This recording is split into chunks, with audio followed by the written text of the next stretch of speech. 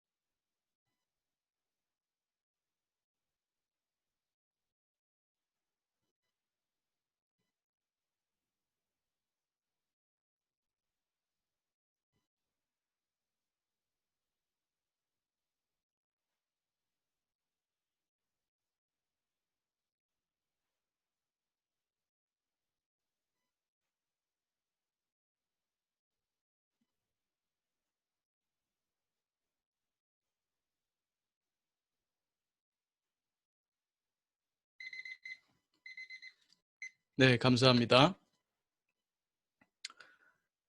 오늘 여러분과 함께 2시간여 동안 마음 공부에 대해서 같이 배워보는 시간이 되겠습니다. 제목은 아시다시피 코로나 이후 시대 심리 방역이죠. 그리고 부제는 마음 공부로 진정한 이기주의자 되기입니다. 그 출발은 우리가 이기적이라는 말을 나쁘게 쓰지만 실제로는 우리가 이기적이 되려고 노력하는 면도 있죠. 근데 제가 보기에는 우리가 충분히 이기적이지 않은 것 같아요. 이기적이라는 말이 나쁘진 않아요. 1월 이자에다가 자기 기자니까요. 문제는 우리가 충분히 이기적이지 못해서 진정한 이기주의자가 못 되고 어리석게 사는 게 아닌가 생각됩니다. 아메리카 인디언들은 말을 달리다가 가끔 뒤를 돌아본다고 해요. 왜냐하면 말이 너무 빨리 달려서 자신의 영혼이 뒤따라오지 못할까 돌아본다는 거죠. 우리 인류는 매우 빠르게 달려온 것 같습니다. 또 최근 100년, 200년 사이에 그 어느 때보다도 빠르게 달려온 것 같습니다. 물질적으로 엄청난 발전을 이루었죠. 문명적으로 그렇고요. 근데 지금 우리가 이 코로나 사태를 맞고 있고 이것은 하나의 경고 사인이 아닌가 싶습니다. 우리가 알게 모르게 조금씩은 알고 있는데 우리가 살아오는 삶의 방식이 우리 자신을 이롭게 하지 못하지 않았나? 그걸 돌아보게 해주는 것 같아요. 그래서 어찌 보면 이 코로나를 통해서 우리가 그동안 알게 모르게 조금씩 느껴오던 것을 분명하게 자각할 필요가 있지 않나. 좀 저는 우리 모두가 현명해지면 좋겠어요. 지혜롭게 되면 좋겠어요. 이게 걸어가다가 벽이 있으면은 계속 가다가는 부딪히겠구나. 그럼 돌아가야 되지 않습니까? 근데 어리석은 사람은 계속 걸어가요. 그럼 어떻게 되겠습니까? 이마를 부딪히고 이마에서 피가 나죠. 이마에서 피가 나면 그제서야 벽이 있구나 하고 돌아간다면 어리석은 사람이겠죠. 우리 코로나 이런 하나의 경고 사인을 통해서 우리가 우리 자신을 돌아볼 수 있으면 좋겠습니다. 월가에 있는 그 황소상이죠.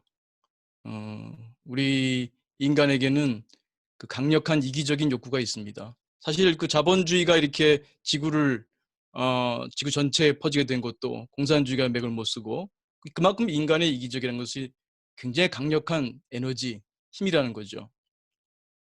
이 황소상의 의미는 그렇다고 합니다. 이 황소가 공격을 할 때 이렇게 뿔로 쳐받는다고 합니다. 아래에서 위로 쳐받는데 주가지수 이렇게 항상 이렇게 급등하기를 바라는 그런 마음이라고 얘기합니다.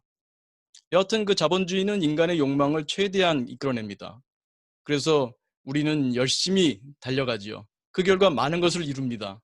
많은 것을 이루는데 또 많은 것을 잃고 있는 것 같아요. 그 점을 우리가 좀 간과하다가 계속 작은 목소리가 나고 있지만 충분히 못 깨닫고 있었습니다. 이번 코로나가 우리에게 그러한 우리의 어리석은 행동을 돌아보는 좋은 계기가 되면 좋겠습니다. 이건 뭐 어제 오늘 얘기가 아니죠. 환경오염이라는 것이. 근데 그것이 말로만 환경오염이 아니라 내가 지금 숨쉬는 공기, 내가 먹는 밥, 여기에 네, 환경오염이 어제 오늘 일이 아니죠. 근데 그 환경오염의 심각성을 우리가 느끼기 힘들어요. 인간은 즉각적인 어떤 결과, 그 결과라고 하면 크게 두 가지입니다. 처벌과 강화죠. 심리학에서는 인간 행동의 학습의 기본 원리로 reinforcement of punishment, 강화와 그 처벌을 두지 않습니까? 근데 그것이 컨틴전시가 즉각적일 때 우리가 거기에 굉장히 많이 영향을 받아요. 그게 멀리 있을 때 영향을 잘 안 받습니다. 지금 당장 우리에게 느껴지지 않기 때문에 그 심각성을 모르는 것 같아요. 그래서 이런 것들이 결국 이번에 코로나의 경우에도 우리가 자꾸 자연을 파괴하다 보니까 우리의 영역만 넓히다 보니까 야생동물과도 만나게 되고 그들로부터 어떤 그 바이러스를 얻게 되는 그런 측면도 없지 않습니다. 우리 삶을 좀 돌아볼 필요가 있습니다. 잘 살고 있는 건지. 심지어 그 북태평양에는 우리나라 한 7배 정도 되는 쓰레기 섬이 있다 그래요. 얼마나 큽니까? 우리나라보다 7배가 크다고 하니. 그 쓰레기 섬이 돌아다닌다고 합니다. 좀 심각한 문제입니다. 그래서 이 점에 대해서 좀 우리가 그 경각심 가졌으면 하는 마음입니다. 이것은 정말 이 닭들이 그림이 있습니다만 이걸 보여드린 이유는 그 더 끔찍한 그림을 보여드릴 수 없기 때문에 그 인간의 그 이기심이 지혜를 만나지 못하게 되면 결코 인간에게 이롭지 못한 것 같습니다. 그 특히 뭐든지 싸면 좋고 많이 취할 수 있으면 좋다는 그런 생각 때문에 그것이 이기적인 것이 결코 아닌데 그런 것이 무엇을 갖고 왔냐면은 공장식 축산을 가져왔습니다. 소와 돼지와 닭 등을 우리 인간이 엄청나게 키워요. 공장처럼. 그 실상은 차마 말로 할 수가 없습니다. 그들의 삶은. 고기를 먹을 수 있지만 그 최소한의 어떤 인간적인 도리는 지켜야 될 것 같은데 그게 안 지켜져요. 왜냐하면 싸게 공급해야 되니까요. 근데 싸게 공급하다 보니까 인간이 많이 먹어요. 많이 먹으니까 우리 인간이 불건강해져요. 병에 걸립니다. 그런데도 많이 먹어요. 옛날에 우리 유전자가 못 살 때, 옛날에 먹을 것도 별로 없던, 취할 수 없던 원시 시대에 그때 유전자가 지금 내려오기 때문에 기회 있으면 자꾸 먹으려고 하거든요. 그 현명하게 선택해야 됩니다. 그래서 이 모든 것이 우리가 우리 자신에게 어떤 것이 이로운지를 모르기 때문에 나타나는 결과인 것 같습니다. 우리가 가축, 이 지구상에 있는 동물들의 상당수가 인간이 키우는 가축이라 그래요. 온난화 얘기하지만 이게 우리가 타고 다니는 뭐 차, 우리가 사용하는 공장에서만 나오는 게 아니라 우리가 키우는 가축에서 우리 인간을 비롯해서 모든 동물은 방귀를 뀌지 않습니까? 그 소방기가 엄청나다고 합니다. 그 소방기의 메탄가스만 하더라도 그것이 뭐 1년에 한 1억 톤 되는데 전체 메탄가스의 25%라고 합니다. 우리가 고기를 먹기 위해서 많은 가축을 키우고 그것이 지구온난화를 갖고 오고 또 가축을 키우기 위해서 산림을 훼손하고 또 결과적으로는 우리의 건강을 훼손하고 있습니다. 어리석은 일입니다. 그래서 진정한 이기주의자가 되기를 바라는 의미에서 이 강좌를 준비했습니다. 그래서 우리가 행복하지 못한 것은 충분히 이기적이지 못하기 때문이다. 충분히 이기적이지 못한 이유는 우리가 무지하기 때문이다. 무엇이 나를 이롭게 하는지 잘 모른다. 또 심지어 내가 누군지도 잘 모른다. 결국 우리가 나를 이롭게 하려고 하는데 내가 정말 뭘 욕망하는가? 내가 바라는 게 뭔가를 잘 알고 있나요? 내가 뭘 바라는지도 잘 모르고 그냥 다른 사람들이 가는 걸 따라가듯이 마치 그 전에 많이 나오던 어른들을 위한 동화가 있었죠. 꽃들에게도 희망을 해 나오는 애벌레들처럼 그냥 높은 빌딩이란다. 높은 그 애벌레 탑 위로만 꾸물꾸물 기어가는 그런 그 행동을 하고 있지 않은지 돌아볼 필요가 있는 것 같습니다. 그래서 이번 시간에 우리 마음이 어떻게 작동하는지 좀 알고 그래서 내 마음에서 내가 뭘 원하는지, 이게 왜 우리가 행복하지 못한지, 왜 우리가 스트레스를 많이 받는지, 우리 마음이 이렇게 작동하기 때문이구나. 그걸 이해해 주셨으면 좋겠습니다. 그래서 내가 과연 무엇을 바라고 있는지 좀 깊은 숙고가 이루어졌으면 좋겠습니다. 오늘 하루아침에 되진 않겠습니다만 질문이 심어지면 참 좋겠습니다. 나는 무엇을 바라나? 나에게 무엇을 바라나? 또 주변 사람에게 나는 나의 아내에게 뭘 바라나? 나는 나의 아이들에게 무엇을 바라나? 나는 사회에 무엇을 바라나? 내 직장 동료에게 무엇을 바라나? 분명한 자각이 있을 필요가 있을 것 같습니다. 잘 알아야 이롭게 살 수 있을 것 같습니다. 그래서 우리는 그동안 밖에 대한 공부를 많이 해왔어요. 실제로 학생들이 학교에서 공부하는 것들을 보게 되면 대부분 다 우리 환경에 대한 공부입니다. 물리적인 환경, 자연 공부죠. 또 사회적인 환경, 사회에 대한 공부죠. 그런 것들로 주로 이루어져요. 안타깝게도 이런 안조건, 우리 내면, 우리 마음에 대한 공부는 안 다뤄지고 있습니다. 저 개인적인 비전으로는, 아니 우리 모두의 비전이라고 생각합니다만, 언젠가는 공교육에서 우리 마음에 대해서 공부하는 그런 과목이 국어, 영어, 수학처럼, 음악, 미술, 체육처럼 그렇게 주어지지 않을까, 제공되지 않을까, 그런 생각을 합니다. 그래서 오늘 여러분과 함께 그 마음 공부를 마음 지식과 마음 기술로 나눠서 다뤄보려고 합니다. 마음 지식에서는 마음의 특징, 마음이 어떻게 작동하는가, 그것에 초점을 두겠습니다.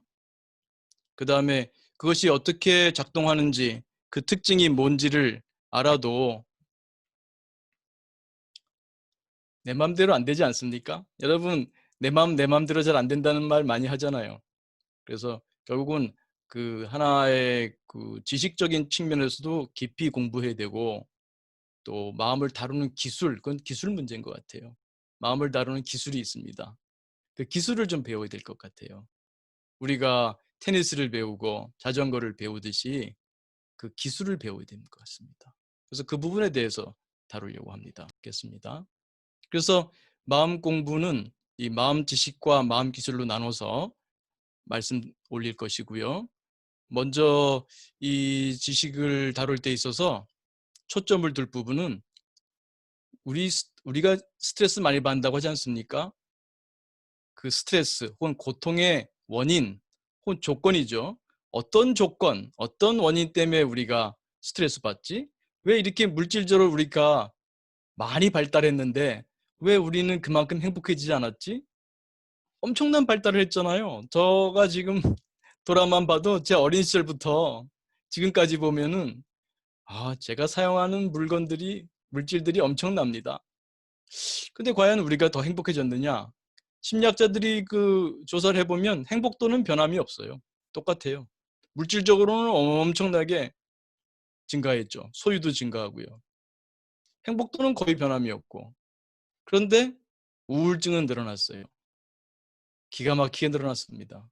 그리고 우울증이 그전에는 뭐 한 30대쯤부터 주로 발병했는데 요즘은 그게 점점점 낮아지고 있어요. 10대에도 우울증이 나타나고 있습니다. 이게 뭔가 잘못 사고 있는 겁니다. 우리가 정말 돌아봐야 할 때가 됐어요. 이 코로나 경고를 진지하게 받아들일 필요가 있을 것 같습니다. 그래서 그 고통과 관련해서 다룰 거고요. 그 다음에 마음 관리로 아까 말씀드린 명상, 마음 챙김, 긍정 심리를 스트레스를 어떻게 감소하고 어떻게 웰빙을 증진하는지와 관련지어서 설명드리겠습니다.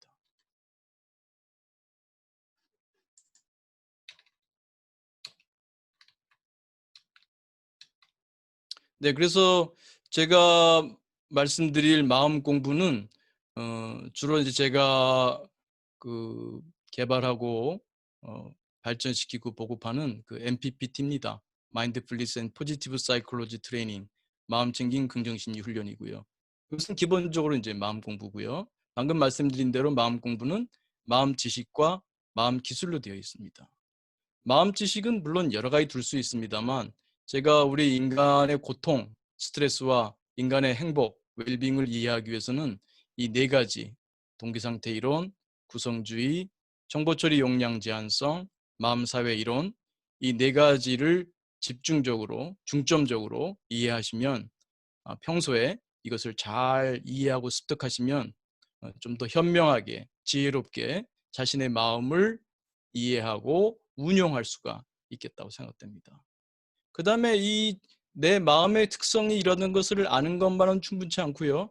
내 마음의 특성이 이러하기 때문에 이렇게 운용이겠구나.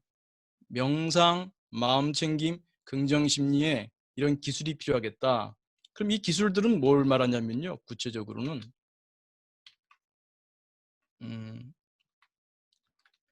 뒤에 그림이 이제 뒤에 있겠습니다만 명상, 마음챙김, 긍정심리는 한마디로는 명상은 마음을 쉬는 기술입니다. 긍정심리는 쓰는 기술이고요. 그 명상을 이제 마음을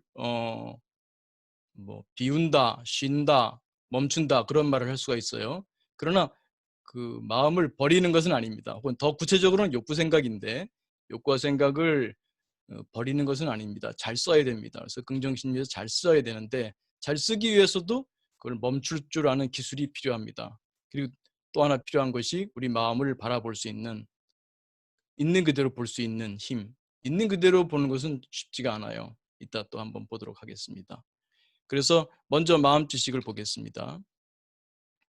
들어가기 앞서서 그 몇 가지 용어 정리를 하겠습니다. 이 물리학이나 화학, 생물학에서는 그런 어려움이 없는데 우리 심리학자들은 이런 어려움이 있습니다. 우리가 사용하는 심리학의 용어들이 일상생활에서도 많이 쓰고 일반인들도 다 쓰기 때문에 다 심리학자예요, 알고 보면. 그래서 용어의 혼동들이 좀 있습니다.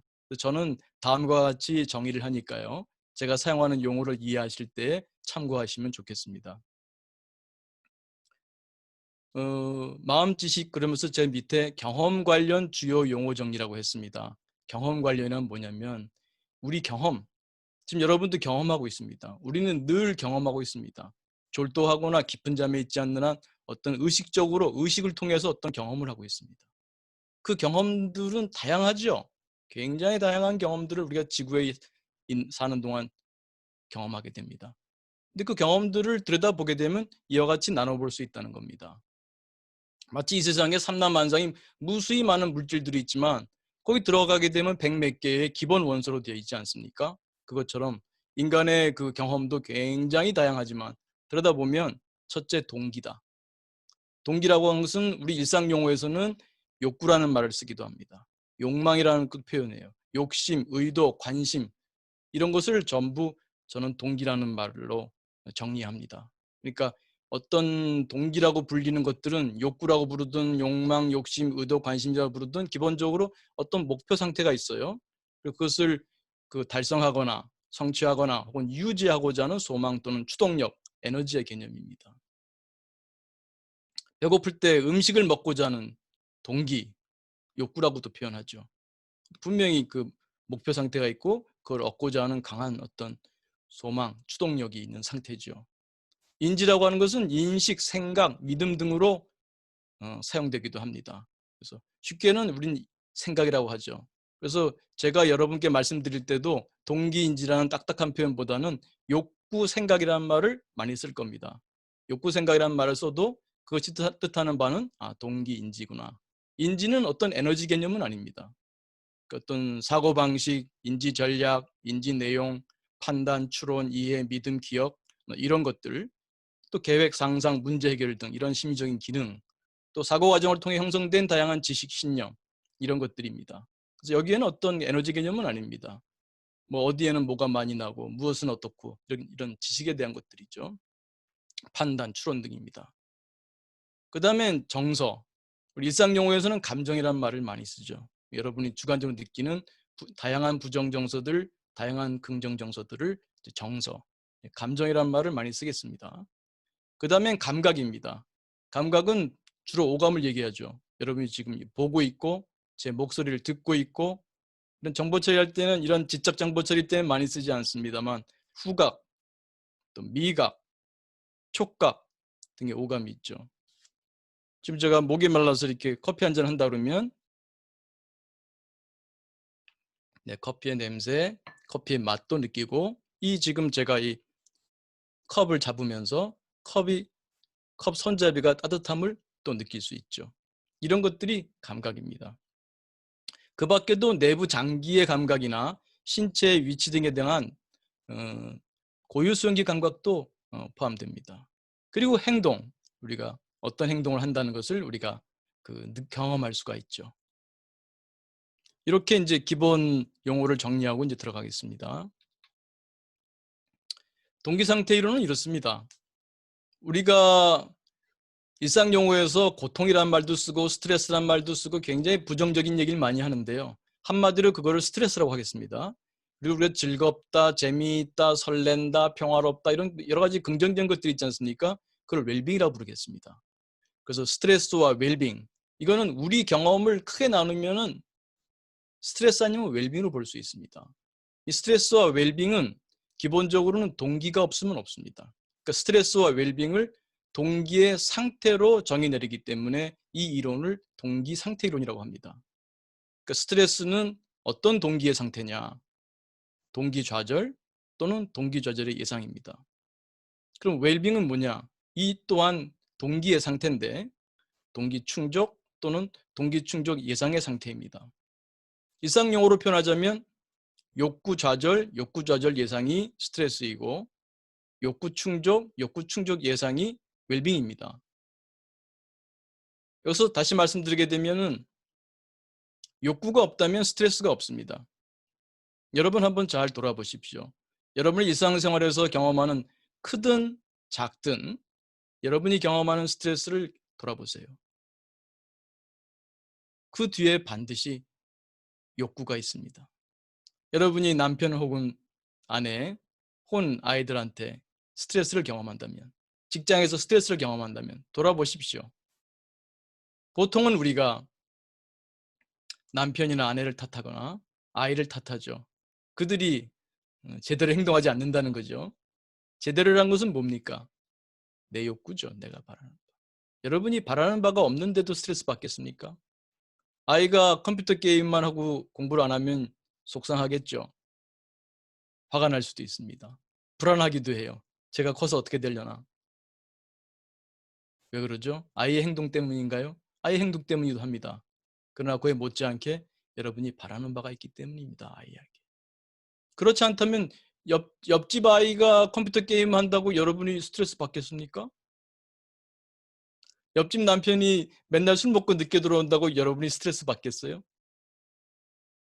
왜 안 받겠습니까? 그들에게는 바라는 바가 없어서 그래요. 여러분을 귀찮게 하지만 않으면 되겠죠. 그러나 여러분과 함께 사는 사람들한테 여러분이 바라는 바가 있어서 그렇습니다. 바라는 바가 없다면 스트레스는 없습니다. 또한 여러분의 그 행복, 웰빙을 돌아보십시오. 여러분이 욕구가 없다면 그것 또한 없습니다. 그래서 어찌 보면 진퇴양난입니다. 우리가 고통을 경험하지 않으려면 욕구가 없으면 됩니다. 그러나 욕구가 없다면 우리에게 행복도 없습니다. 그래서 중요한 것이 선택입니다.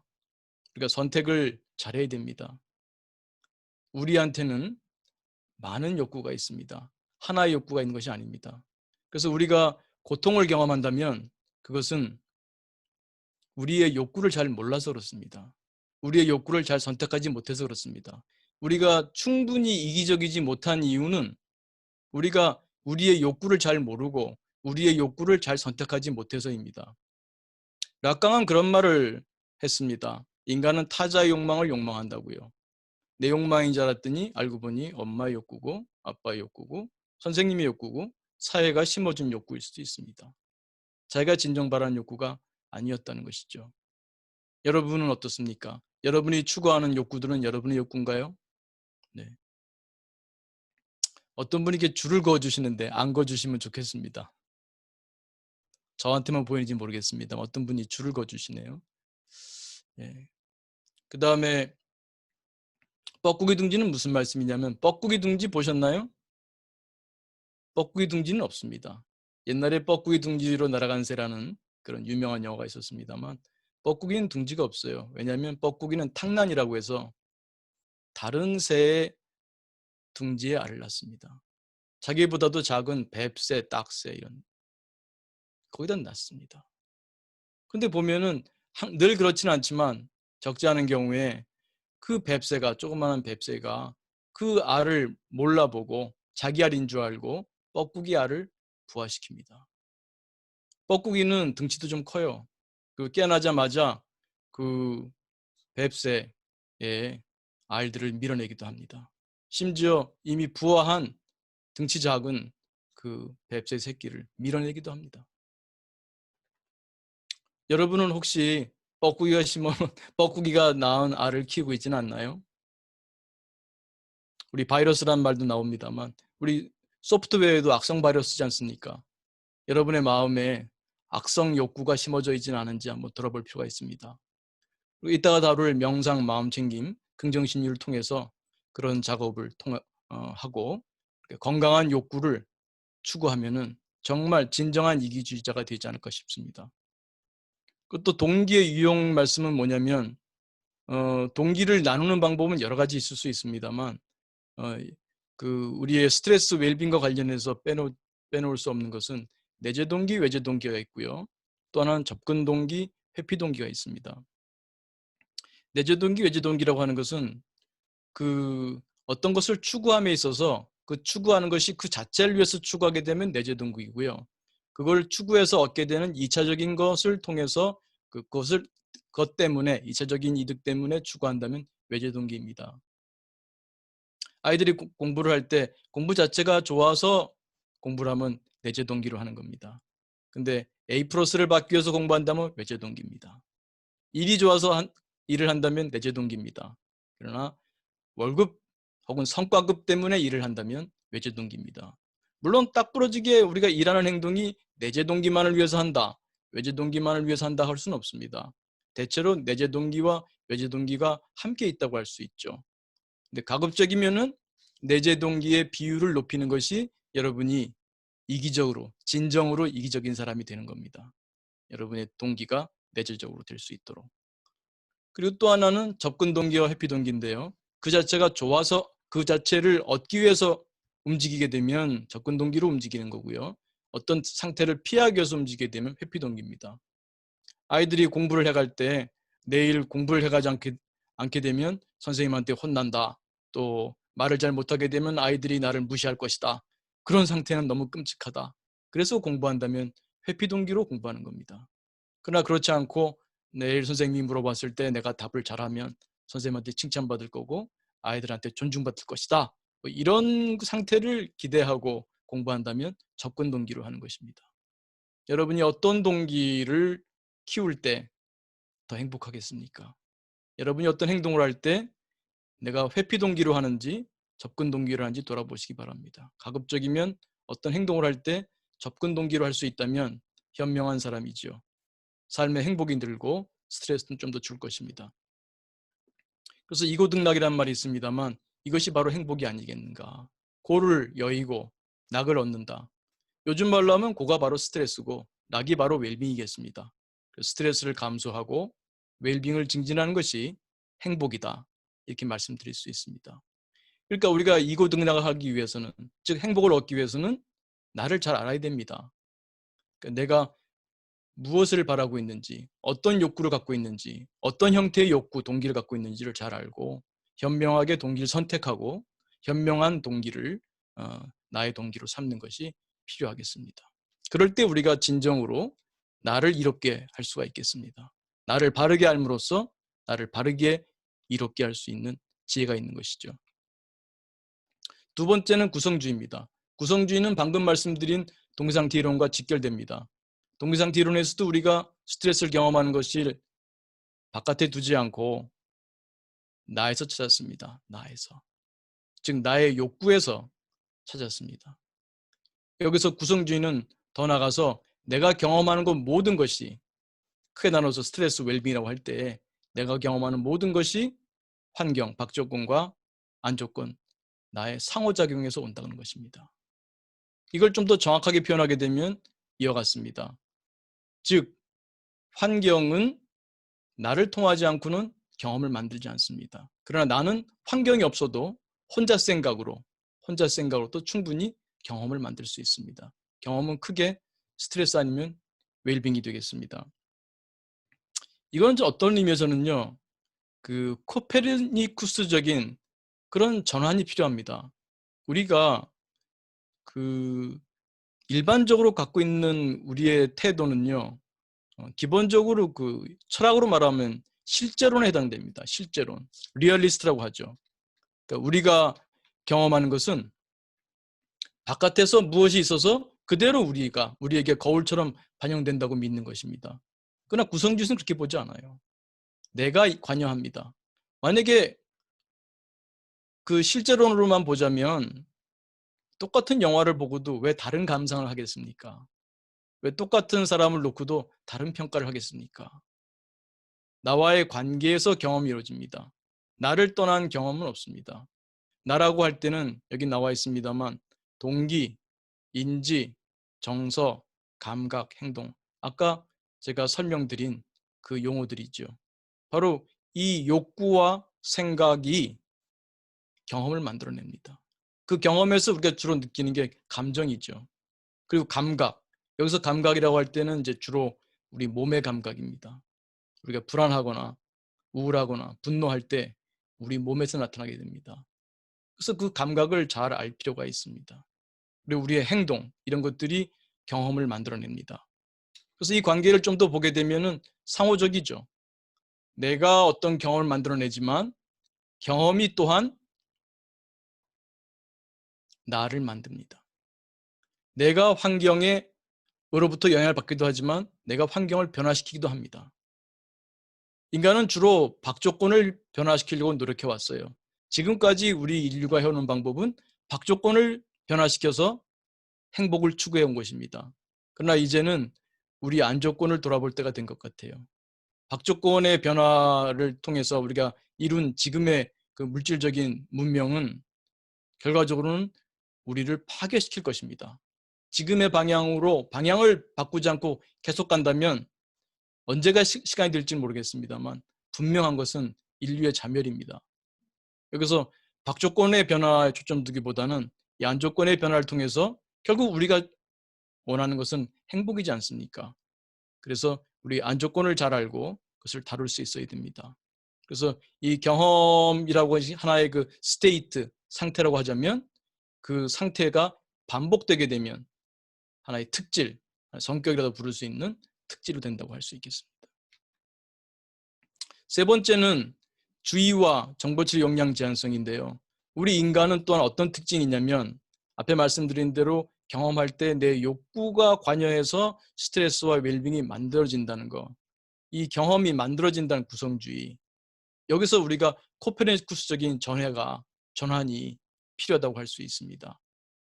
내가 중요하구나, 내 경험에서. 그러니까 박조건을 바꾸는 것도 내가 행복해지기 위한 하나의 방법이 되지만 내가 안조건을 변화시켜도 내 경험이 변화하는구나. 특히 인간관계에서는 더욱 중요합니다. 인간관계에서 밖을 바꾸려고 하면 대체로 후폭풍을 맞게 됩니다. 자기가 원하지 않는 결과를 맞게 돼요. 오히려 나를 바꾸면 재미있게도 상대가 변화합니다. 참 재미있는 것입니다. 그래서 우리 내면을 알고 내면을 변화시키는 게 중요합니다. 또 하나 세 번째로 인간의 또 정보처리 특성을 보게 되면은 정보처리 용량이 제한되어 있다는 거예요. 우리가 굉장히 지적으로 뛰어나다고 생각하지만 실제로는 우리의 그 인지적인 능력은 상당히 제한되어 있습니다. 몇 가지 예를 한번 들어보겠습니다.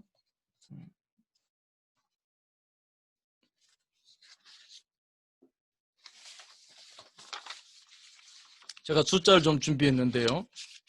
네. 여기 있군요.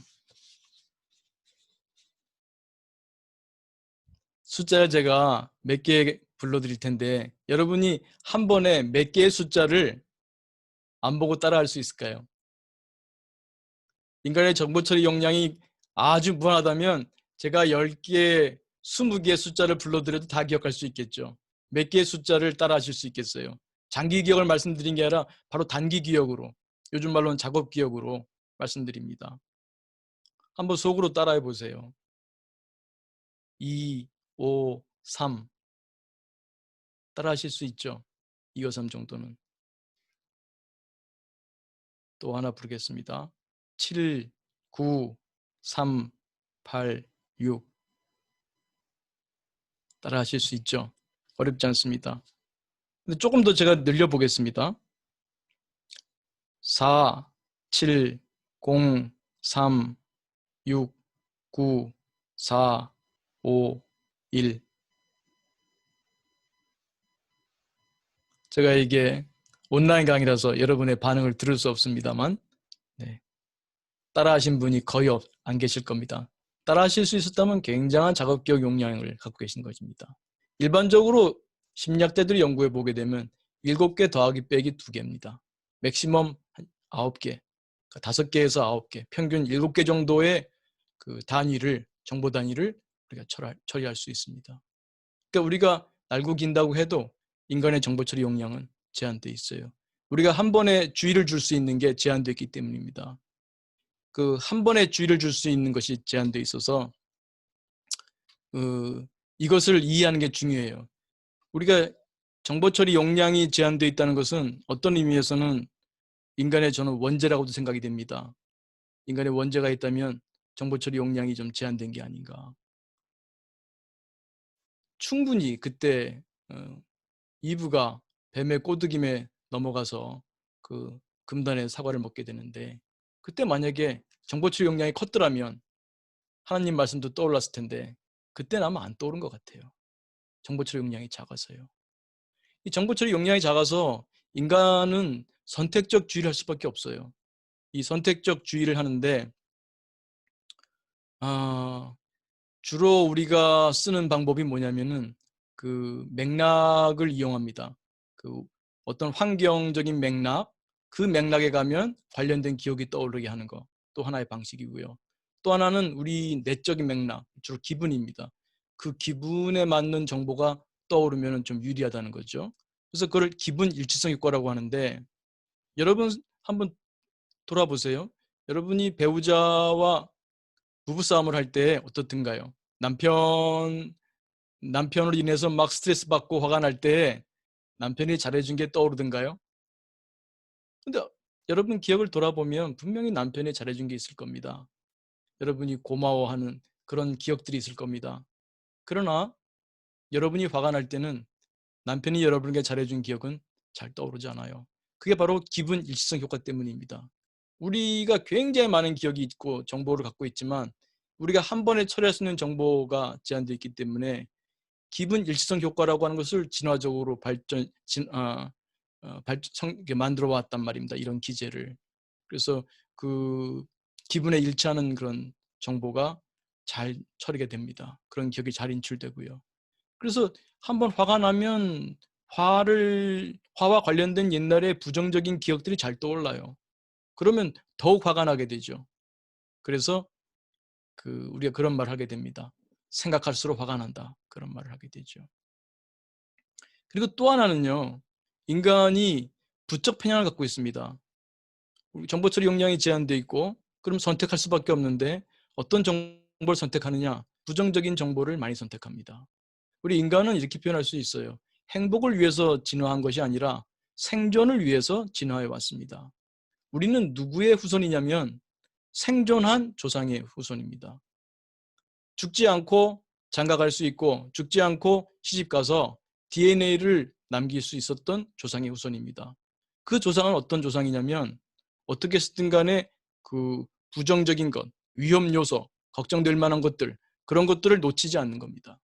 그것에 주의를 더 보냅니다. 그래서 미리 예방하는 것이죠.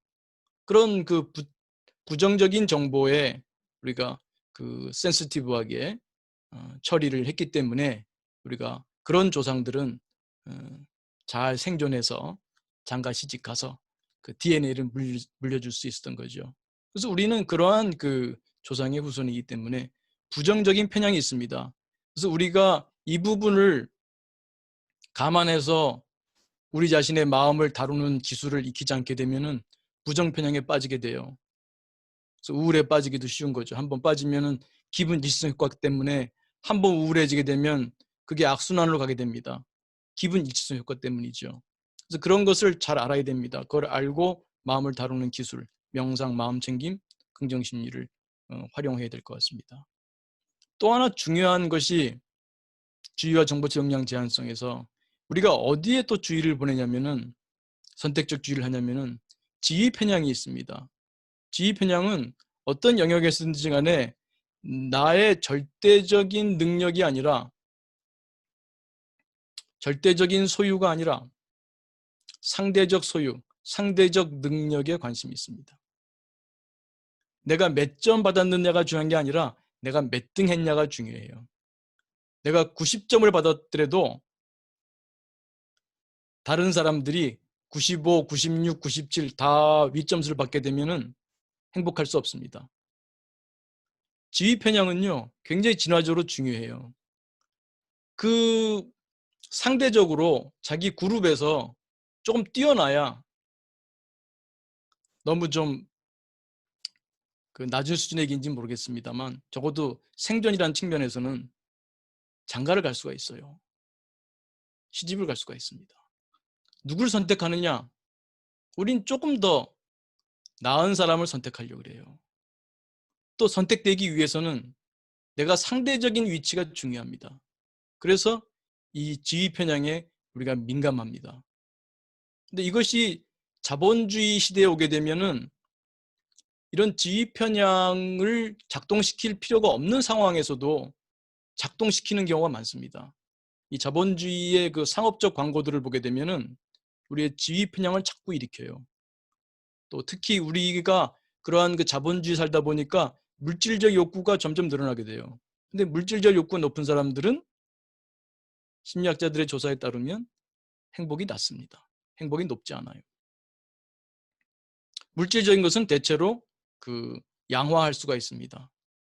뭘 가졌냐, 못 가졌느냐, 얼마나 많이 갖고 있느냐, 이런 걸로 볼 수가 있죠. 늘 비교하게 만들어요. 그런 이 지위 편향의 우리 특성을 잘 알고 이거를 잘 다루는 능력을 갖지 못하게 되면은 우리 지위 편향 때문에 기본적으로는 아무리 잘 살게 됐다고 해도 늘 지위 편향 속에서 우리 마음이 작동하게 되면 마음이 쉬지는 못합니다. 늘 경쟁 속에 있게 되고 늘 바쁘고 늘 불안합니다. 만족할 수가 없습니다. 그래서 정보 처리 용량이 제한되어 있기 때문에 이런 기분 지성, 부정 편향, 또 방금 말씀드린 지위 편향 이런 것들로 인해서 공정한 정보 처리가 어렵습니다. 공정한 정보 처리가 어려워요. 근데 지금도 우리 뭐 진보다 보수다 뭐 굉장한 다툼이 있습니다만 우리 정보 처리가 공정하지 못하다는 것을 인정하는 게 중요해요. 우리가 기본적으로 구성주의로 세상을 경험하고 있고 이런 정보 처리 역량 제한성으로 인해서 공정한 정보 처리가 없다는 것을 이해한다면 나와 다른 입장의 사람들을 받아들이기가 조금 쉽지 않을까 생각이 듭니다.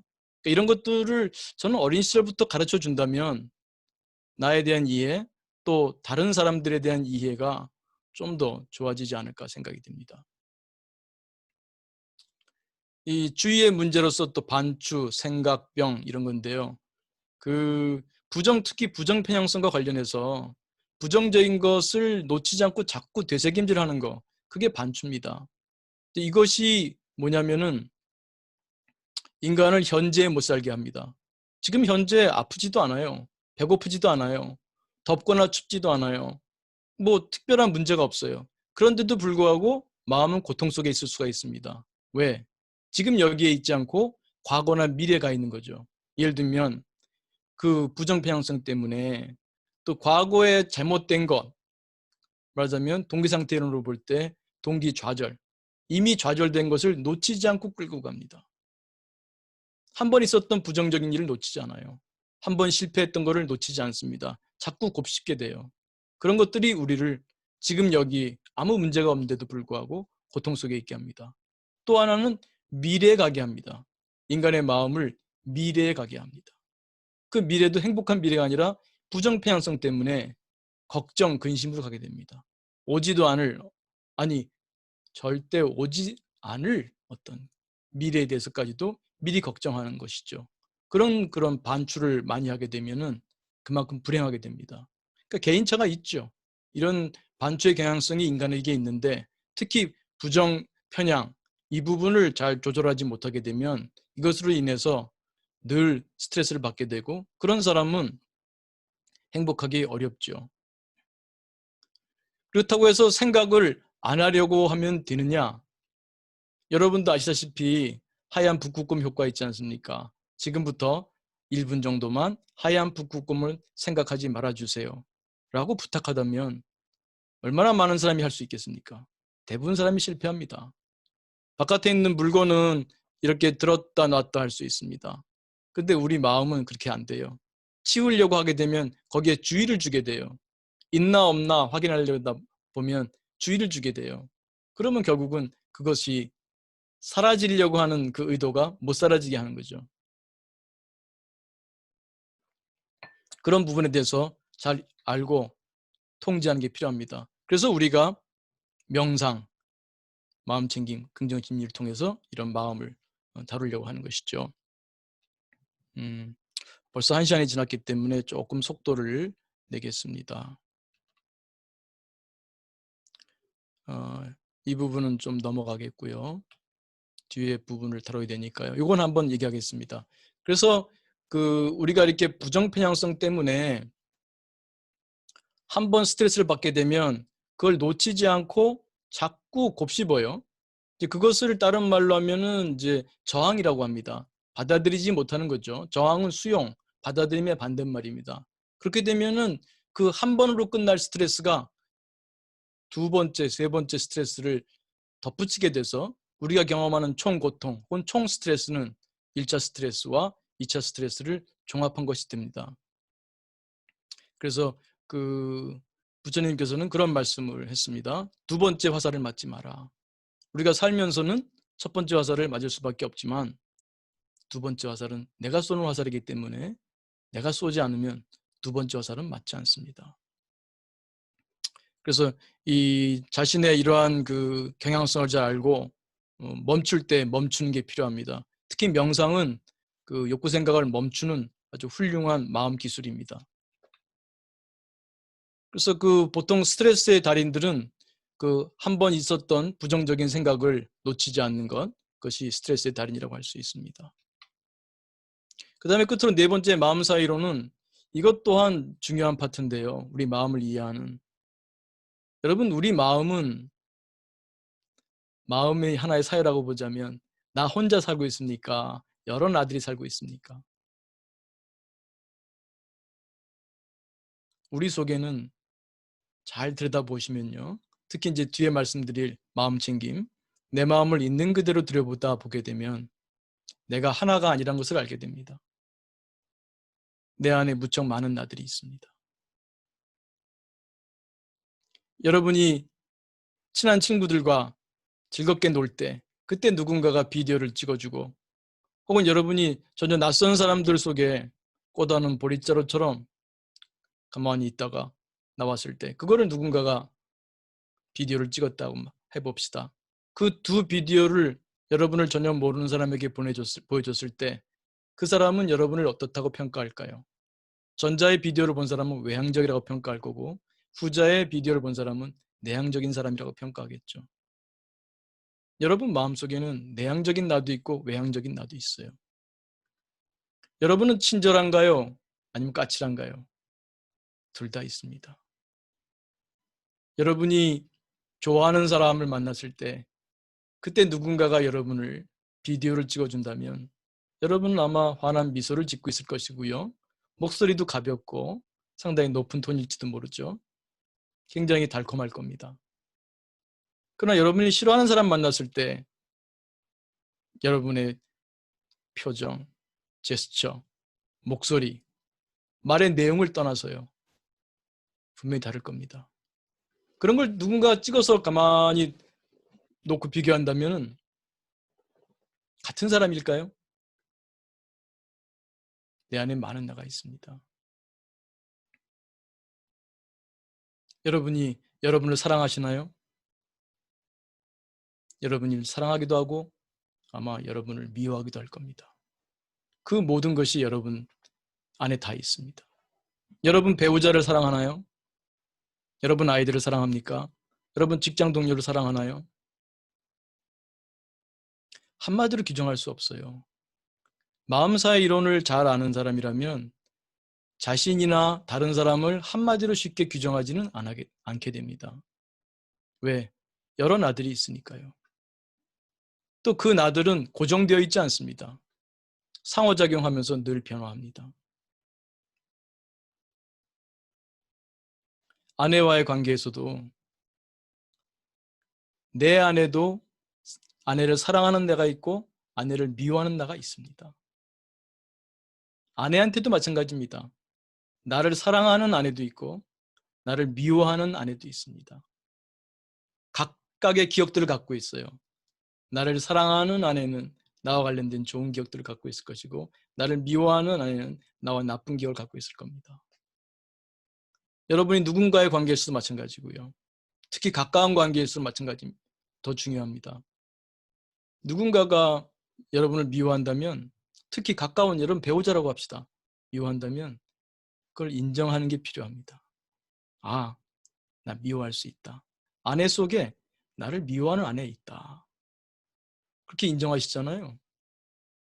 상대방이 나를 미워하거나 내가 언짢게 느껴지는 행동을 했을 때도 그렇게 심각하지 않아요. 그리고 그때는 화가 나도 오래 가지 않아요.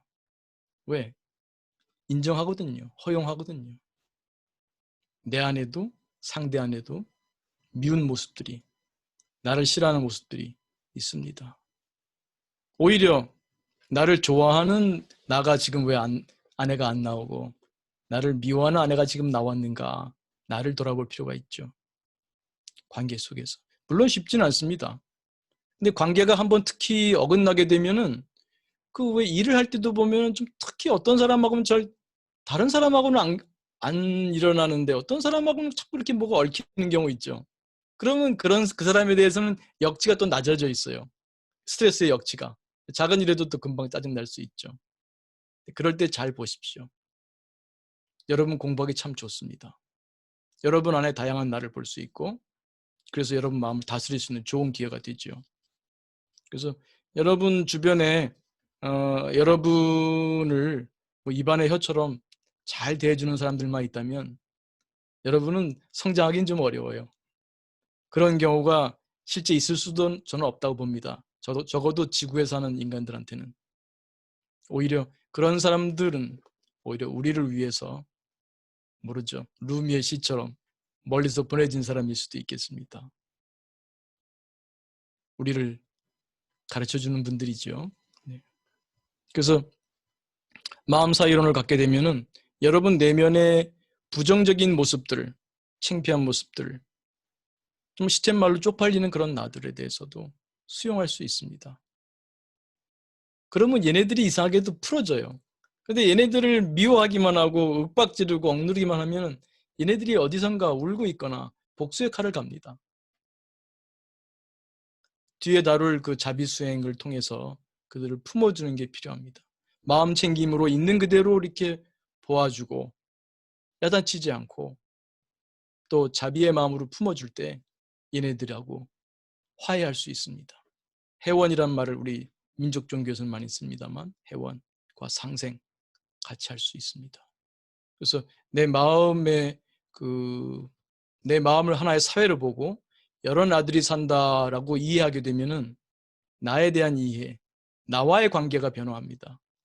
또 다른 사람들과의 관계도 매우 좋아집니다. 나를 하나라고 본다면 그거 역시 하나의 이론입니다. 제가 드리고 싶은 말씀은 나를 하나라고 보는 이론과 내 안에, 내 사회 안에, 내 마음 사회 안에 여러 나들이 산다라는 이론 중에 어떤 것이 여러분에게 유익한가, 이로운가를 잘 스스로 경험해 보시기 바랍니다. 마음사 이론을 받아들일 때 개인 내 소통, 내 안의 나들과의 소통도 좋아지게 되고 밖에 주변 사람들과의 관계도 좋아집니다. 그래서 삶은 동일시 게임이라고 하는 이유는요. 내 안에 여러 나들이 있다는 것을 인정하고 또 아까 말씀드린 대로 그 나들은 고정되어 있지 않습니다. 늘 변화합니다. 그 변화는 내가 선택할 수 있습니다. 현명한 선택을 통해서 나를 키울 수가 있는 것이죠. 여러분이 평소에 어떤 나와 동일시하고 있는가 잘 마음 챙김할 필요가 있습니다. 마음 챙김을 통해서 마음사의 이론을 알게 되면 마음 챙김에도 많은 도움이 됩니다. 나를 있는 그대로 보는 데 도움이 됩니다. 나의 부정적인 모습도 감추지 않고 보게 됩니다. 왜? n분의 1이니까요. 단지 내 안에 있는 여러 나들의 하나이니까요. 있는 그대로 받아들이고 보기가 좀 쉬워지게 됩니다. 그래서 우리가 그 뒤에 다룰 명상, 마음챙김, 긍정심리를 통해서 건강한 나들을 키우는 그러한 훈련을 하게 되는 것이죠. 내 안에 여러 나들이 살고 어떤 면에서는 국가, 사회의 정치라고 할 수 있습니다.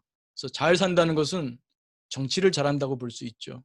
내 안에 나들의 귀 기울이고 마음 챙김으로 귀 기울이고 그들을 있는 그대로 들어주고 조화를 이루고 또 건강한 나들을 키워나가는 거죠. 그 다음에 말씀드린 대로 이와 같이 내 마음을 잘 다루는 것이 하나의 마음사의 훌륭한 정치라고 할 수 있습니다. 끝으로 내 마음도 사회지만 상대의 마음도 사회라는 것을 잊지 마시고 상대의 마음에서 내가 어떤 의미에서는 책임감을 가지고 나와 만난 인연이지 않습니까? 옥기 스치는 사람 한 사람. 당연히 우리 직장에 있는 동료나 가족들은 이루 말할 수 없이 소중한 인연이지요. 여러분과도 지금 굉장히 깊은 인연이라고 생각합니다. 그 사람의 마음 사회에서 어떤 나들이 성장할 수 있게 내가 도와주는가. 나를 만날 때마다 상대가 나빠진다면 나는 나를 통해서 상대는 자꾸 나쁜 나를 동일시하게 되고 나쁜 나를 쓰게 되는 겁니다. 내가 어떤 행동을 할 때 상대와 잘 지낼 수 있는가. 그렇다면 상대의 그 건강한 나를 키워주는 것을 내가 할 수 있다는 얘기입니다. 네. 그래서 이와 같은 걸 통해서 여러분이 평소에 마음의 무대에 건강한 나들을 올려놓으면 좋겠습니다. 어떤 사람은 친구들과 즐거운 대화를 하다가 헤어지고 버스를 타거나 지하철을 타게 되면 문득 다시 외로워지는 사람이 있습니다. 문득 불안해지는 사람이 있습니다. 문득 우울해지는 사람이 있습니다. 그 사람은 그 의식 공간, 즉 마음의 무대 주변에 늘 불안, 늘 우울, 늘 분노 이런 것들이 가깝게 포진하고 있기 때문입니다. 그래서 지금 친구들과 즐겁게 놀 때는 잘 안 떠오르다가도 그 시간이 지나면 금방 펄짝펄짝 올라옵니다. 그래서 평소에 뒤에 다룰 감사, 자비 이런 수행, 긍정의 욕구 생각을 쓰는 그런 긍정의 마음 수행을 통해서 내 마음사의 주변에 건강한 나들을 포진시키는 그러한 그 수행을 한다면 여러분 마음이 훨씬 더 건강해질 수 있겠습니다. 이제 마음 기술로 들어가겠습니다. 이게 지금 너무 오래돼서 여러분의 피로도가 좀 증가하진 않으셨나 모르겠습니다. 이게 지금 밖에서 하는 강의라면 이제 여쭤보고 진행할 수 있는데 그럴 수가 없어서 그냥 진행하도록 하겠습니다. 아니면 잠깐 쉴 수도 있겠습니다만 그냥 한번 진행해보고 이따 쉬는 시간 가질 수 있을지 모르겠습니다만 질문 시간을 또 갖도록 하겠습니다. 그래서 마음 공부에서 좀 마음 기술, 다른 말로 하면 마음 수행법이라고 할 수도 있습니다. 이 마음 수행법은 여러 가지 있습니다만 나눠보면 말씀드린 대로 세 가지는 다 할 수 있습니다. 명상, 긍정심리, 마음챙김. 명상, 마음챙김, 긍정심리. 그래서 명상은 쉰다고요. 마음챙김은 본다이고요. 긍정심리는 쓴다입니다. 그래서 마음을 쉬는 훈련, 수행법, 명상. 마음을 보는 수행법, 그런 마음 기술, 마음챙김. 마음을 쓰는 마음 수행법, 마음 기술, 긍정심리입니다. 그래서 더 정확하게 말씀드리면 위에 마음 챙김이 본다 할 때는 마음의 여러 요소들을 다 본다고 하겠습니다만 명상의 경우에는 마음의 요소 중에서도 특히 욕구와 생각, 동기인지죠. 그것을 쉬는 기술입니다. 긍정심리는요. 쓴다입니다. 그 욕구와 생각을 잘 쓰는 겁니다. 부정적인 욕구 생각이 작동할 때 마음 챙김을 통해서 볼 수 있어야 되고요. 아, 내가 습관적으로 이렇게 부정적인 패턴을 반복하고 있구나. 나를 위해서나 상대를 위해서나 스트레스를 주거나 고통을 주는 부적절한 패턴을 반복하고 있는지 아니면 건강한 패턴인지 볼 수 있어야겠죠. 그럼 보는 게 필요합니다. 내가 부정적으로 작동한다면 그 쉴 줄 아는 기술이 필요합니다. 쉬는 거. 또 하나는 긍정심리인데요. 쉬는 걸로 그치면 안 되고 대치해야 됩니다.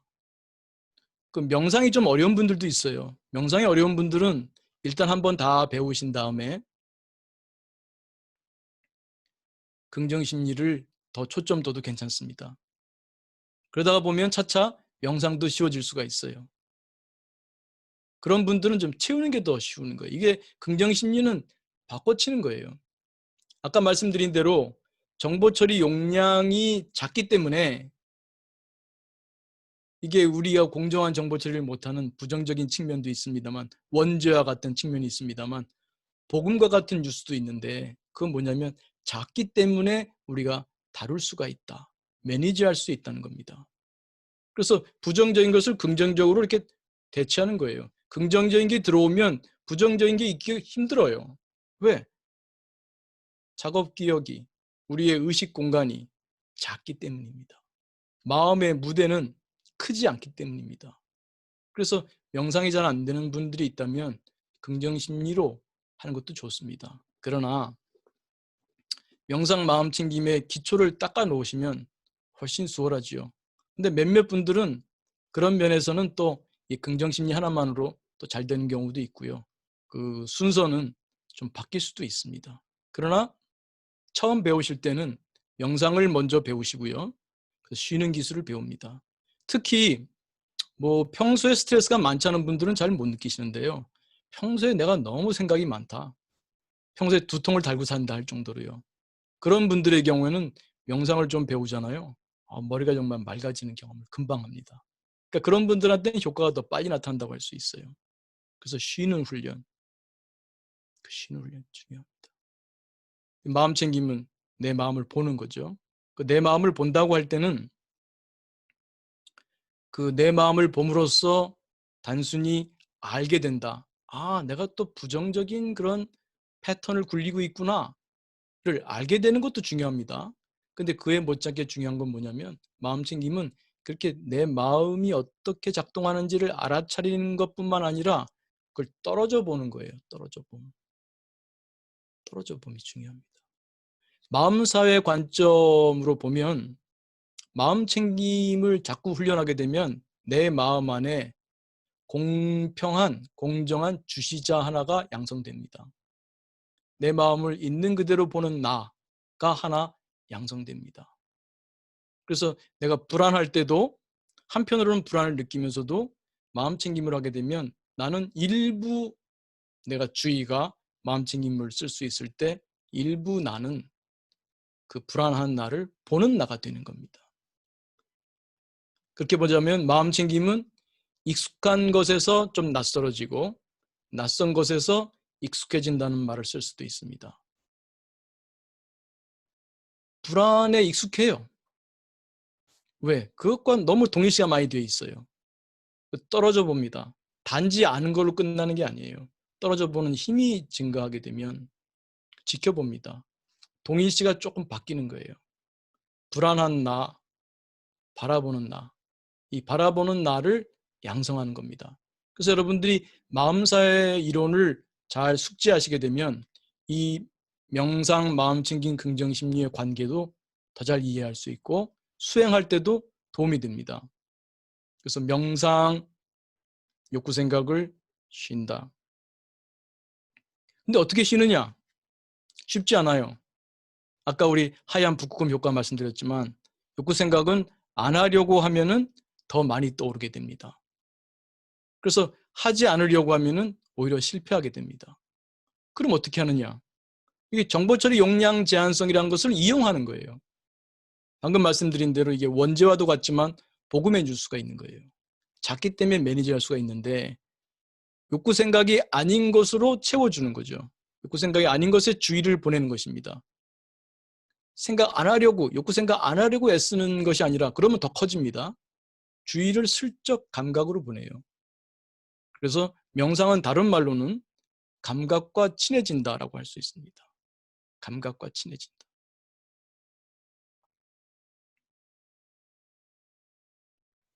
감각에 주의를 보낸다 그러면 틀린 말은 아닌데 자칫해서 너무 좀 의도적으로 하다 보면요. 그 쉰다가 잘 안 돼요. 쉰다. 쉬는 마음으로 봐야 됩니다. 근데 마음 챙김은 그 초반에 제가 가르칠 때는 한 8주 프로그램이면 처음 2주는 기초 공부와 함께 감각과 친해지는 훈련을 합니다. 그래서 일상생활에서 그 감각을 느낄 수 있어야 됩니다. 어떤 면에서는 명상은요. 감각의 재발견입니다. 감각의 재발견. 특히 스트레스가 많은 분들, 심리적인 증상이 좀 깊은 분들의 경우에는 감각을 잘 못 느껴요. 최소한의 생존을 위한 감각만 하는 거죠. 잘 못 느낍니다. 어떤 분은 몇 달 동안 상담을 받았는데도 불구하고 그 상담자 방에 놓여 있는 빨간 전화기를 몰라요. 그 전화기 색깔이 빨간지를 몰라요. 몇 달을 그곳에서 상담받았는데 주의를 못 주는 거죠. 그런 분들은 봄이 오는지 여름이 오는지 잘 몰라요. 꽃이 피는지. 새소리를 못 들어요. 왜? 정보 처리 용량이 제한되어 있잖아요. 의식 공간이 작습니다. 그런데 불안으로 꽉 차 있어요. 우울로 꽉 차 있어요. 분노로 꽉 차 있어요. 감각이 못 들어옵니다. 근데 반대로 이제 감각에 주의를 보내기 시작하잖아요. 그럼 욕구 생각이 줄어요. 안 하려고 할 때는 그렇게 기를 써도 안 되던 욕구 생각이 슬쩍 감각에 주의를 두면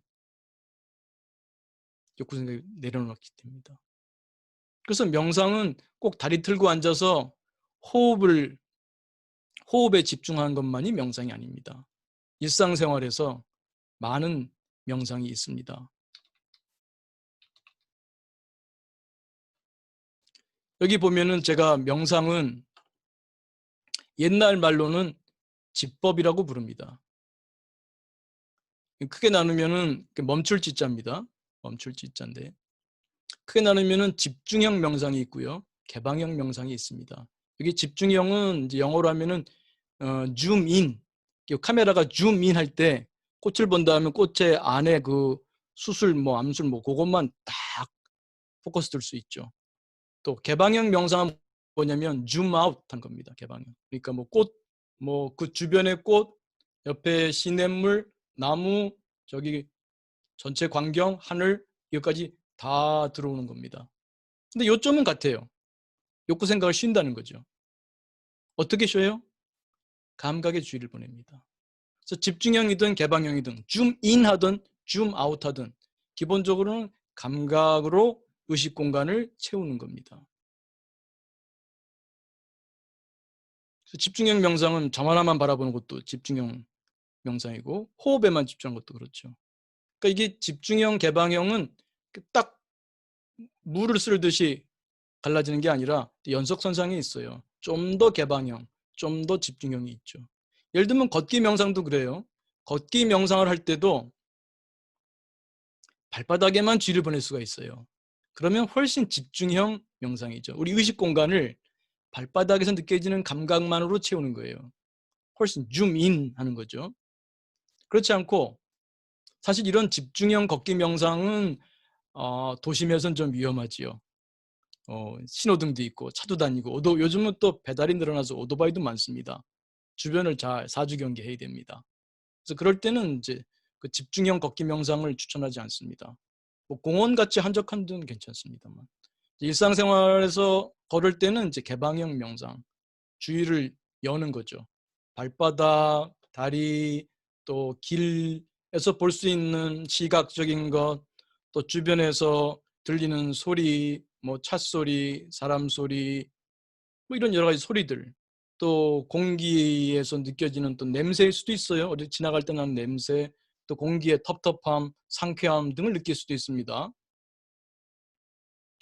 또 입안에서 뭐가 있다면 느낄 수도 있겠죠.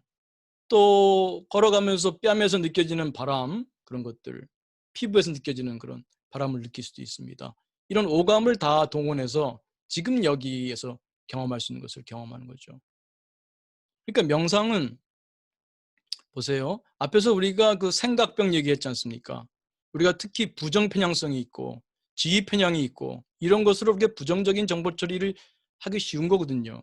근데 그런 정보 처리의 특징은 뭐냐면 지금 여기에 있지 않다고 했죠. 과거나 미래. 맞으면 고장난 타임머신 타고 왔다 갔다 하는 거예요. 과거에 잘못한 것을 자꾸 곱씹으면서 나를 비난한 후회, 타인을 비난하는 원망, 이거에 빠져 있거나 그러니까 지금 여기에 꽃이 폈는지 새가 어떤 새가 오는지 뭐 옆에 물이 흐른다면 물소리를 못 듣죠. 왜? 정보처 용량이 제한되어 있기 때문이죠. 그래서 그 스트레스를 받거나 높거나 심리적인 문제 있는 사람들은 그 감각으로부터 멀어져 있다. 그래서 건강한 사람은 바로 지금 여기에 사는 사람이고 지금 여기에 사는 사람은 감각에 깨어 있는 거죠. 그래서 그 심리적으로 어려움이 많은 분들한테 첫 번째 가르쳐 드릴 그 마음의 기술, 수행법이 뭐냐면 지법입니다. 욕구 생각을 멈추게 하는 거죠. 그 건강한 욕구 생각이라면 누가 뭐라 그러겠어요. 걸으면서 좋은 아이디어를 이렇게 정리한다거나 걸으면서 이따가 할 좋은 스피치 내용을 정리해 본다거나 그거 왜 나쁘겠습니까? 그런 욕구 생각이 왜 나빠요? 산책할 때 꼭 명상만 하라는 법이 어디 있어요? 산책 나가면 꼭 걷기 명상만 해야 되나요? 산책하면서 욕구 생각을 쓰면 좋죠. 나쁘지 않습니다. 근데 문제는 내가 원할 때 멈출 수 있느냐? 내가 불필요하게 부정편향적이거나 불필요하게 지휘편향의 사고에 빠져 있거나 불필요하게 지금 내가 하나의 정서에 빠져서 기분 일치성 효과에 빠져 있거나 그것을 잘 볼 수 있어야 됩니다. 그것을 알고 멈출 수 있는 기술이 필요하다는 것이죠. 그런 것이 없으면 우리는 이기적이 될 수가 없습니다. 그런 기술이 있어야 나를 유익하게 할 수 있습니다. 그런 기술이 없으면 나를 이롭게 못해요. 이기적이 될 수가 없습니다. 그런 기술을 익혀야 됩니다. 내가 원할 때 욕구 생각을 쉴 수 있는, 다른 말로는 멈출 수 있는, 다른 말로는 비울 수 있는, 내려놓을 수 있는 기술. 그게 명상의 쉰다의 기술입니다. 그 과거에는 이제 지법이라고 불렀던 거죠. 반면에 마음 챙김은 본다입니다. 내 마음을 있는 그대로 보는 거예요. 그래서 옛날에는 관법이란 말을 쓰기도 했어요. 근데 여기에 관법이란 말이 두 가지 용례가 있는데 그것이 잘 다뤄지지 않는 것이 좀 안타깝죠. 또 하나의 관법이 있습니다. 네, 또 하나의 관법은 밑에 여러분 그 관법이라고 그랬습니다. 관법이는 뭐냐? 여기서 관법은 뭐냐면 내 욕구 생각을 쓰는 겁니다. 욕구 생각을 쓰는 그 제가 그 자제관법이라고 했습니다. 자기 마음대로 쓴다 욕구 생각을. 우리는 보통은 자기 마음대로 못 써요. 어디에 꽂혀가지고 불안과 관련된 욕구를 돌리면서 불안에 빠져 있거나 분노와 관련된 욕구를 돌리면서 분노에 빠져 있거나 내 마음대로 못 쓴단 말이에요. 그런데 내가 그 욕구를 딱 쉬고 다른 욕구를 써. 아, 그래, 그건 이미 아내랑 싸웠다. 그러면 아내에 대해서 뭐 원망하고 아내가 이랬어야 되는 거 아니야, 저랬어야 되는 거 아니야, 뭐 이런 생각에 빠져 있는 것이 아니라 다른 걸로 돌려. 내가 좋아하는 색소폰을 분다. 내가 좋아하는 자전거를 탄다. 내가 좋아하는 명상을 한다. 명상도 훌륭한 제식 표현을 하면 웰빙 행동이죠. 자신을 행복하게 하는 그런 행동들이 뭔지 또 알아야 돼요. 그래야 이기적인 사람이 됩니다. 내가 무슨 행동을 했을 때 행복한지 모르면 이기적이 될 수가 없죠. 자기를 행복하게 하는 행동을 하는 겁니다. 그러면 욕구 생각이 바뀌어요. 안 하려고 하는 게 아니라. 그게 이제 관법입니다. 이 관법에서 자재관법이라고 부르는데 크게 나누면 묵상법이 있고 심상법이 있습니다. 그 묵상법으로는 성경이나 제가 좋아하는 표현은 웰빙 인지죠. 이 웰빙 인지에는 다양하게 들어갈 수 있어요. 어떤 사람한테는 노래 가사일 수도 있습니다. 시일 수도 있어요. 소설의 한 귀절일 수도 있습니다. 그런 것이 내 마음에 딱 들어와서 스트레스를 줄여주고 미래에 힘찬 희망을 갖게 만들어주고 그런 말씀이 있다면, 그런 생각을, 그런 인지 상태를 만들어주는 그런 문장들이 있다면 동영상도 좋아요. 사진도 좋아요. 그런 것들이 그 웰빙 인지에 해당됩니다. 웰빙 인지를 일으켜주는 박조건이 됩니다. 박조건을 내가 잘 활용하는 것이죠. 그래서 그것들을 평소에 묵상하면 좋아요. 아침에 일어났을 때 예를 들면 명상을 좀 하고 끝낼 때 나한테 힘이 되는 그런 규절을, 성경의 규절도 좋고 또 내가 좋아하는 어떤 문장도 좋고 그걸 가만히 생각합니다. 혹은 자비의 문장도 좋죠. 그 자비의 문장도 크게 보면 웰빙 인지예요. 그런 생각을 깊게 생각합니다. 혹은 내가 고통이 있을 때 그 관련된 어떤 문장을 깊게 생각합니다. 그건 명상법이 아니에요. 명상은 비우는 거거든요. 이 관법, 이 긍정심리의 방법은 그 생각을 깊이 합니다. 건강을 가져오는, 건강한 인지, 웰빙 인지를 가져오는 문장을 깊게 생각합니다. 필요하다면 틈틈이 생각할 수 있습니다. 그런 묵상법이 있습니다. 또 하나는 심상법입니다. 둘을 함께 쓸 수도 있고요. 심상법은 내 욕구 생각을 최대한 일으킵니다. 쉬는 게 아니에요. 대표적인 게 감사와 자비입니다. 어떤 나 자신이나 다른 사람에 대해서나 감사한 거를 자꾸 생각해 봐요. 그때 심상을 떠올릴 수도 있고요. 그것을 깊게 생각해 보는 묵상으로 갈 수도 있습니다. 깊게 숙고해 보고요.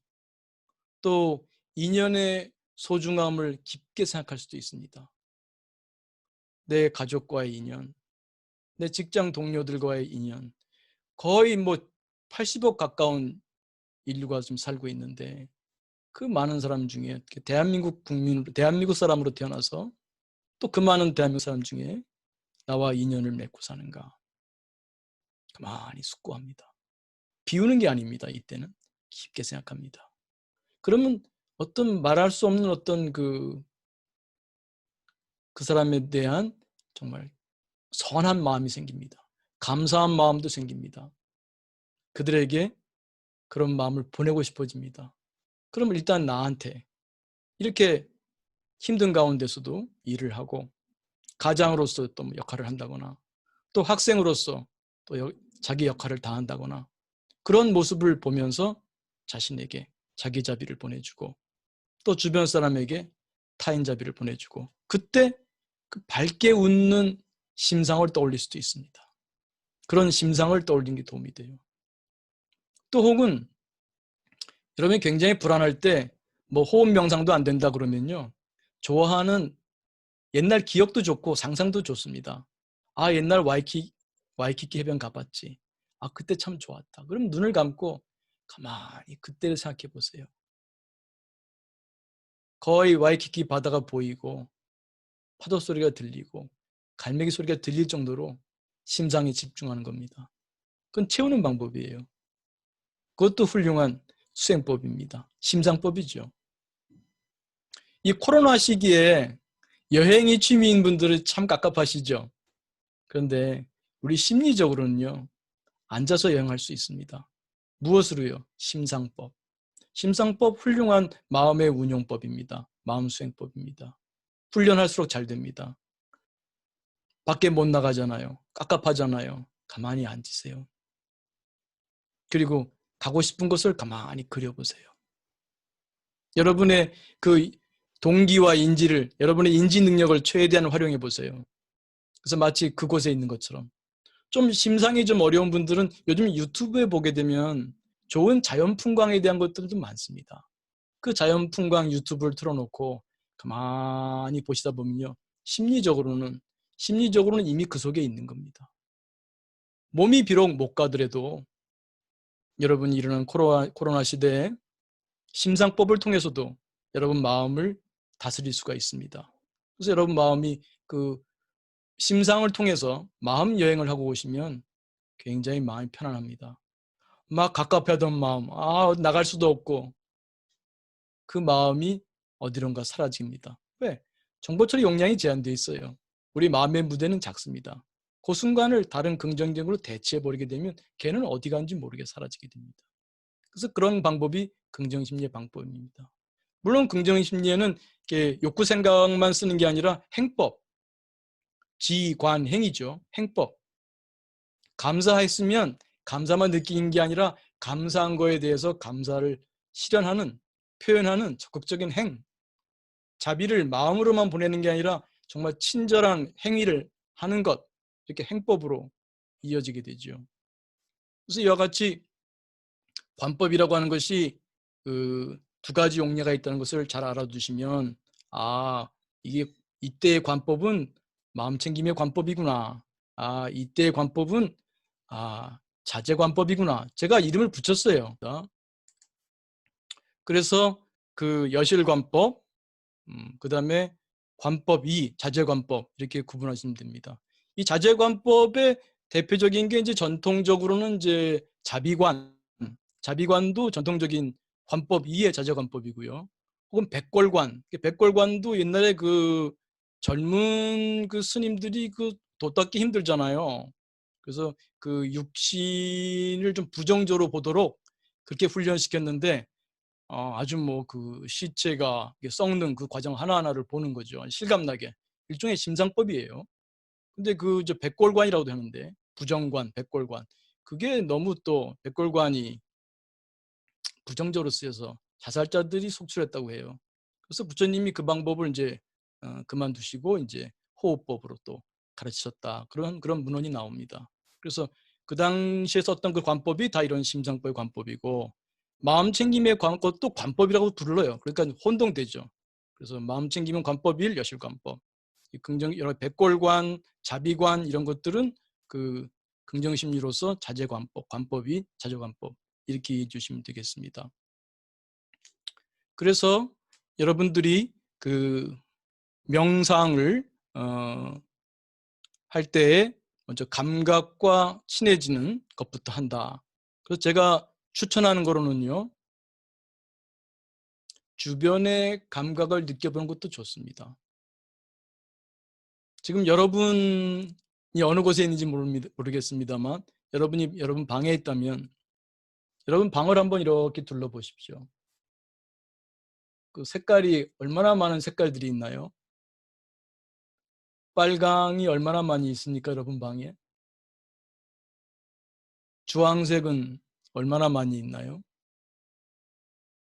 노란색은 얼마나 많이 있나요? 또 초록색은 얼마나 많은 초록색들이 여러분 방에 있나요? 또 파란색은 얼마나 많이 있습니까? 또 짙은 곤색은 또 파란색 넘어서 그 보라색은 얼마나 많이 있습니까? 여러분이 가만히 색깔만 볼 수 있어도 여러분 마음이 고요해질 수 있습니다. 여러분 마음이 심란할 때 여러분 마음을 주변의 색깔로 보내보십시오. 모양으로도 보내보세요. 네모난 모양, 동그란 모양, 타원형의 모양, 삼각형 모양, 사다리꼴 모양, 평행사변형 모양, 큰 모양, 작은 모양, 여러 무늬들. 이렇게 시각 감각에만 주의를 보내도요. 여러분 마음이 변화합니다. 마음이 고요해집니다. 쉴 수 있게 됩니다. 여러분의 주의를 감각에 보내는 거죠. 그래서 초기에 제가 가르칠 때는 1, 2주 동안에는 이런 감각의 주의를 보냈는데 특히 행위와 함께 합니다.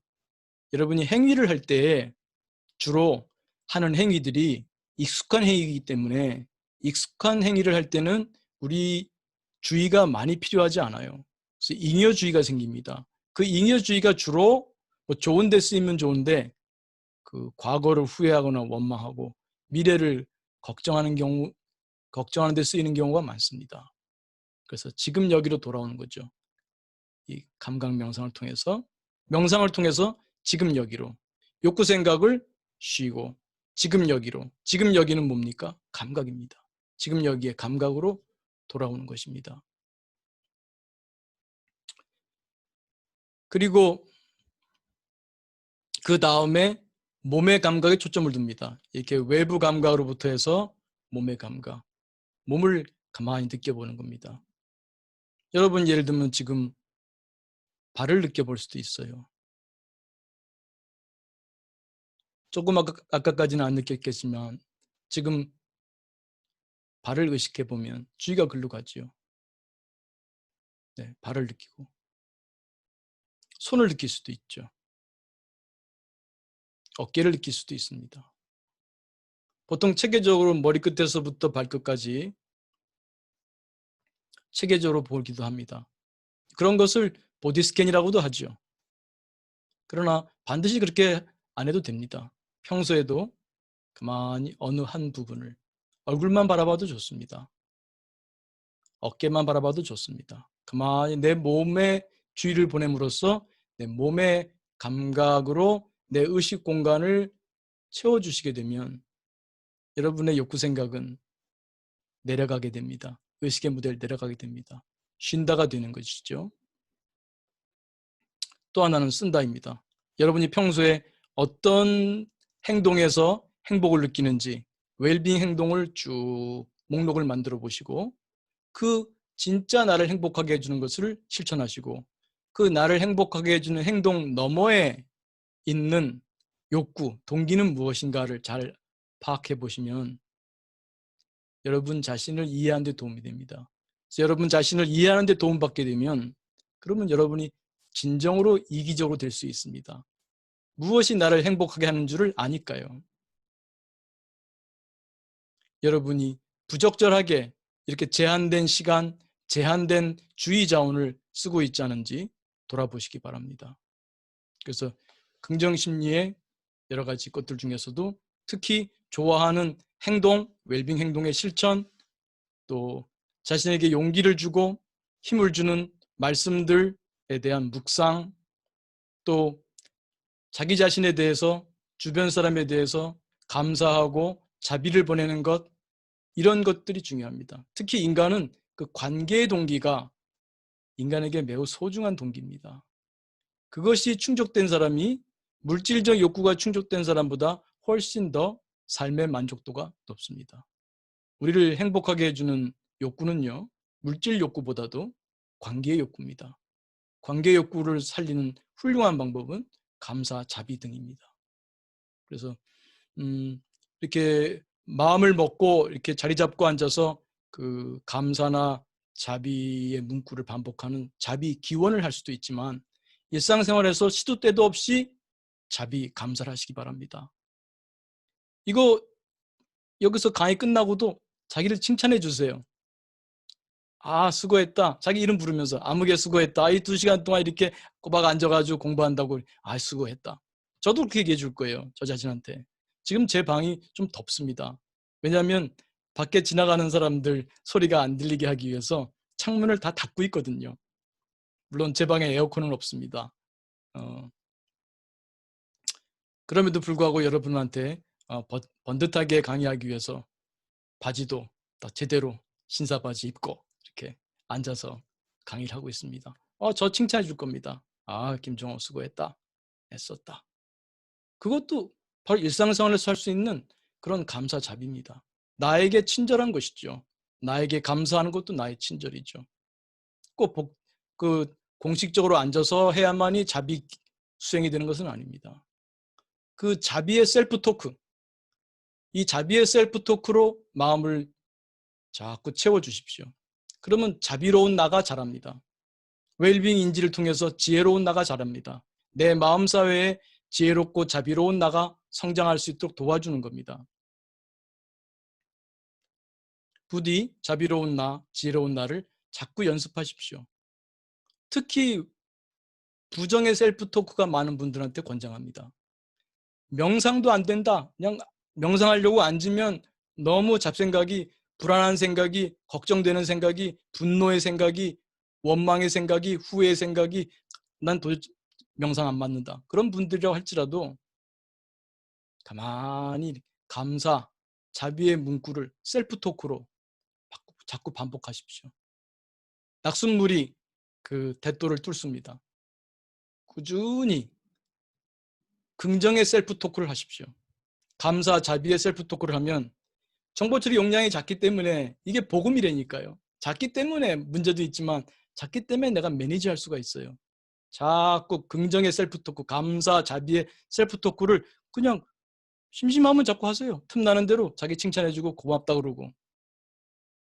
실제로 내 마음은 사이기 때문에 고마워할 내가 있어요. 처음에 어색할지 모르겠습니다만 고맙다고 내가 나에게 말해줘도 내 안에 있는 나가 울컥할 정도로 고마워합니다. 당연히 다른 사람들한테도 아내가 밥 차려줬을 때 감사하다는 말 하나요? 하십시오. 작은 거 하나에도 감사가 입에 붙도록 하십시오. 지나가다가 누구와 어깨만 부딪혀도 감사합니다가 나올 정도로 감사의 셀프 토크 하십시오. 또 간간히 셀프 다이얼로그도 좋아요. 내 안에 둘에 대립되는 나들을 내 속에서 셀프 다이얼로그를 하는 겁니다. 긍정의 셀프 다이얼로그를 하는 거죠. 이런 것들이 또한 긍정심리의 훌륭한 그 수행 기법이 되겠습니다. 시간상 실습을 하지 못해서 좀 아쉽게 생각합니다만 지금 대략 한 10여 분 정도 남은 것 같습니다. 그래서 지금부터는 여러분께 질문을 받고 그 질문에 대한 답을 하도록 그렇게 하겠습니다. 장시간 수고하셨습니다.